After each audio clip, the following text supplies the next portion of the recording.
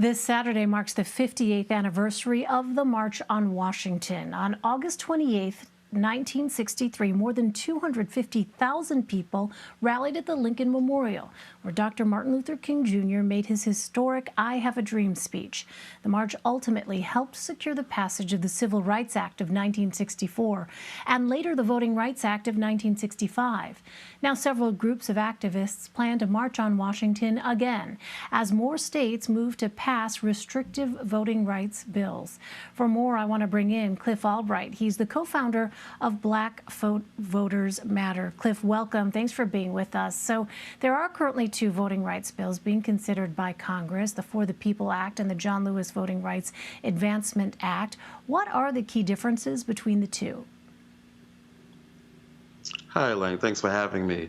H.R. 1, the For the People Act, deals with establishing new standards for elections, in terms of voter registration, voting day being a holiday, mandatory hours, mandatory access to early voting and things of that nature. And also it deals with a range of things that they even go beyond voter access. It deals with campaign finance reforms. It deals with the critical issue that we're dealing with this year or later on this year, the issue of gerrymandering, right? It deals with redistricting and being able to draw fair districts. And so it deals with a wide range of things from voter access to other aspects of what protects this democracy. That's the For the People Act. Then you've got H.R. 4, which is the John Lewis Voting Rights Advancement Act, which basically seeks to reestablish and re-strengthen the Voting Rights Act of 1965. We know that Voting Rights Act was gutted 8 years ago by the Supreme Court in a decision that took away what we mainly refer to as pre-clearance provisions. That's the provisions that says that certain states and certain jurisdictions would have to get any potential changes in election law cleared by the federal government, by the Department of Justice. So if they were trying to change the early voting days, if they were trying to close polling places, if they were trying to make vote by mail harder, those things would have to get pre-cleared by the federal government. We're also trying to get the Voting Rights Act strengthened because of a recent Supreme Court case that also struck down another section of the act. And so basically the John Lewis Voting Rights Act seeks to restore certain powers to the Voting Rights Act, while the first one, the For the People Act, seeks to establish new access, new standards for voter access. And Cliff, what are you concerned will happen if these bills are not passed? I mean, it's very simple. We're already seeing it happening over the past 6 or 7 months, where we've seen this wave of voter suppression bills that have been sweeping the country. It's been well documented, 47, 48 states, close to 400 bills that have been considered, 18 states that have already passed some form of restrictions on voting access, several states that are still looking at voter suppression bills, including the state of Texas, which has now tried not once, not twice, but now 3 times to pass what could be the harshest form of voter suppression that we've seen in the country, coming close to other states like Georgia, which already passed its bill, and Florida, which already passed its bill, and again, several other states. And so what we're afraid of is that this trend will continue, that they'll continue to just deepen the voter suppression. They'll continue to make it so that politicians are picking the voters instead of voters picking the elected officials. And perhaps the most scary part of this trend of bills that we've seen is this wave of what we now call election suppression, right? It's the ability of these conservative Republican state legislatures to overturn elections, to eliminate local boards of elections, to take powers away from secretaries of state like we saw them do in Arizona. In fact, this just over the past week right here in Georgia, the state has started the process of trying to eliminate and replace the Fulton County Board of Elections. That's the largest county, most populous county in the state. It's the state that has the most black voters in the entire state. What we're seeing is that they figured out that they don't have to suppress every vote. They don't have to get rid of every county, but if they target certain counties with surgical precision, a county like Fulton County, that would have literally, if you put some of these bills that are now laws in place in the recent elections, both the Georgia runoff as well as the presidential election in November, that election would have had a different outcome because Republicans would have been able to do exactly what Donald Trump asked them to do, which was to find some votes or to get rid of some votes and to just overturn an election. That's how scary these bills are. Cliff, I wonder, the Biden administration has voiced support for voting rights legislation. Other voting rights activists and advocates have said that they'd like to see the president do more. I wonder how you see it. Yeah, you're exactly right. President Biden has said several times that he supports the passage of these voting rights laws.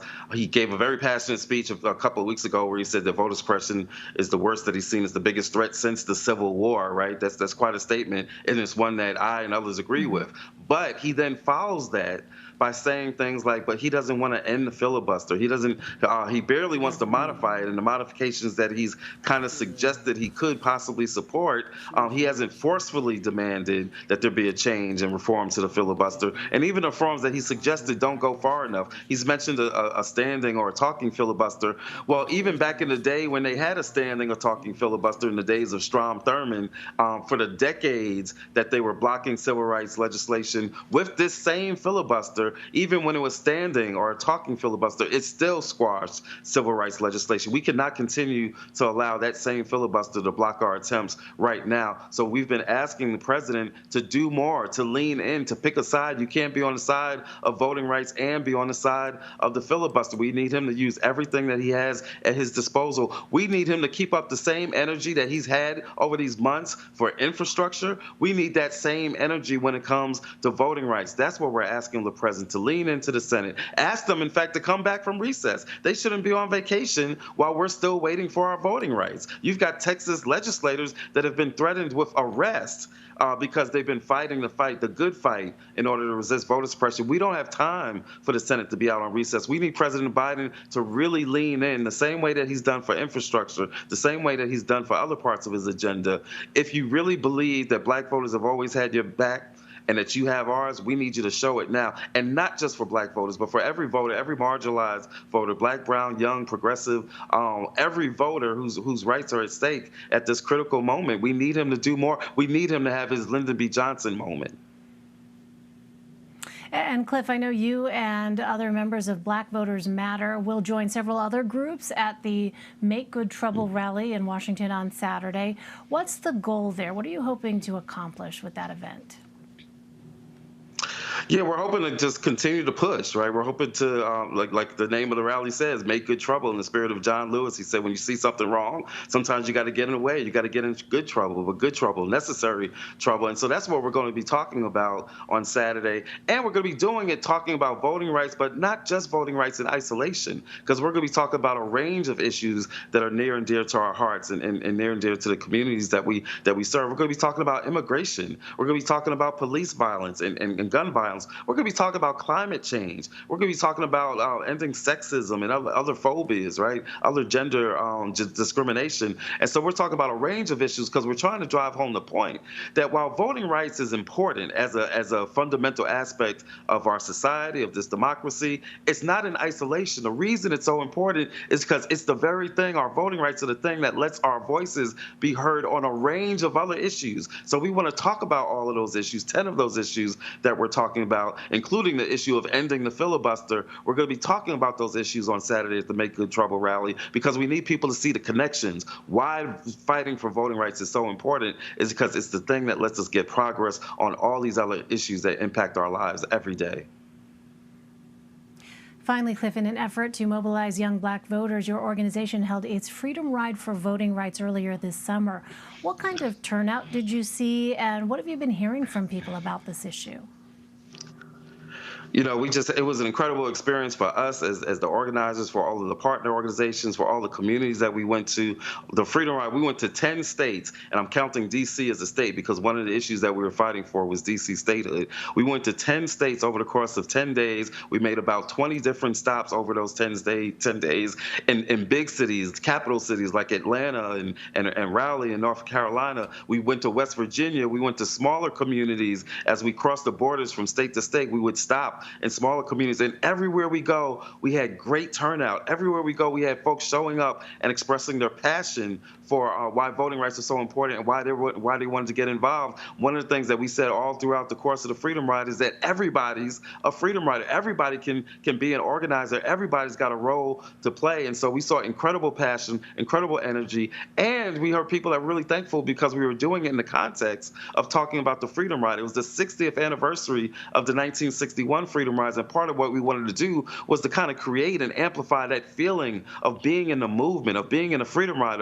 of direct action and civil disobedience. And I really believe that part of the spinoffs that we've seen of the freedom ride has been some of the actions that we've seen in states and in Washington, D.C. since then. We've seen civil disobedience in D.C. at Senate offices. We've seen Congress people. We've had 4 members of the Congressional Black Caucus get arrested with us over the past 6 weeks or so. That's because we're seeing more civil disobedience. We're going to be at an action even tomorrow in D.C. at Lafayette Park, taking the message to the White House and to President Biden. That spirit of direct action and civil disobedience that King talked about so eloquently in his letter from Birmingham jail, that's the spirit that we need right now. That's the action we need right now for this fight that we're in. We are in a fight for our lives, and we've got to be willing to go the route of being civilly disobedient in a respectful way, not in a January 6th kind of a way, right? But in a respectful way where we're willing to show that we are willing to even be arrested, to put ourselves at risk because our voting rights are that important to us.